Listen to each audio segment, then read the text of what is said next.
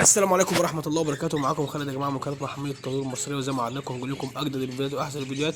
الفيديو بتاع النهاردة يا جماعة هنتكلم كالعادة عن توقعات أخبار سوق السيدة عائشة يوم الجمعة. طبعا الطلبات مفتوحة كالعادة وكله عندنا بزيادة. طبعا التجار بتلم، ولكن بكرة احتمال كبير إن التجار ما تنزلش سوق السيدة عائشة بكرة إن شاء الله.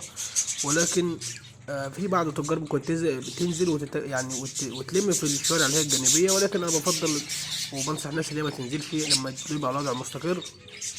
لو أنت مثلا تقدر إن أنت تستنى إن أنت ما تبيعش طيورك لحد لما تعدي الجمعة الجاية، لأن الشرطة طبعا هتدخل الناس برضو وهتمشي الناس عشان خاطر التجمعات. وبكرة يعني بالأخص بالذات 11 إن في قلق كمان. تمام، فهم طبعا مش عاوزين الوش أو عايزين هم يتجنبوا المشاكل أو التجمعات بشكل عام يعني. ولكن خلينا في موضوعنا النهارده. طبعا الطلبات كلها شغاله، واللم طبعا على الكوكتيل وعلى الاسترالي، كل حاجه عليها لم، كل حاجه عليها لم. ولكن برضو احب اعرف الناس ان الطلبات ده هيفضل مفتوحه فتره كمان، ولكن مفيش في السوق طيور كتير، السوق مفهوش طيور كتير. ولكن اهم حاجه الناس تتمسك بالاسعار بتاعتها وتحافظ على طورها، لان الاسعار طبعا لسه برضه ما اترفعتش قوي زي ما احنا فاهمين. ولكن العلف والاكل بتاع الطيور طبعا غالي.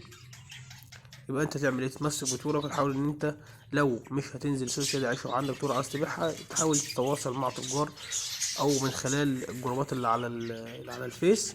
تقدر انت تتواصل مع التجار او بالارقام. لو معاكم ارقام تجار تقدروا تتواصلوا معاها من خلال الارقام، بحيث ان انت ما تنزلش وترجع بطيورك او تنزل. والشرطة طبعا الشرطة بتمشي الناس طبعا من الجمعة اللي فاتت او اللي قبلها كمان مكانش يبقى فيه تجمعات، عشان خاطر حتى الطريق كان بيبقى زحمة. طبعا عشان خاطر القلق اللي ممكن يحصل بكرة، طبعا ان شاء الله ربنا يسترها علينا طبعا على أمة النبي جميعا. وما يجيبش حاجة وحشة، عشان خاطر البلد ما توقفش. ومستنى ان العملية بدأت تشتغل والطلبات بدأت تفتح، فده هيكون مشكلة طبعا كبيرة. فلو هتنزلوا او حد مثلا عنده طول كتير او ان هو برضه ما عندوش اكل او ان هو هينزل بصورة يعني للضرورة يعني، انصحك ان انت تتواصل مع اي تاجر قبل ما تنزل وتتقابلوا في مكان او من خلال الجروبات اللي هي على الفيس. ده بيكون افضل بدل ما تنزل او ترجع بصورة كده يعني.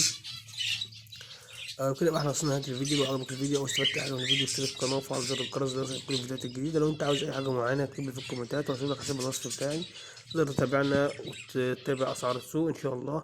الفترة القادمة ديت هنقدم شوية فيديوهات حلوين عن انتاج طيور الكوكتيل، وعن تجنب عدم التوالف، وعن هجر الأنثى خارج البيضة وإن هي تقوم من على البيض وكده. انتظرونا في فيديوهات جديدة إن شاء الله. كان معكم خالد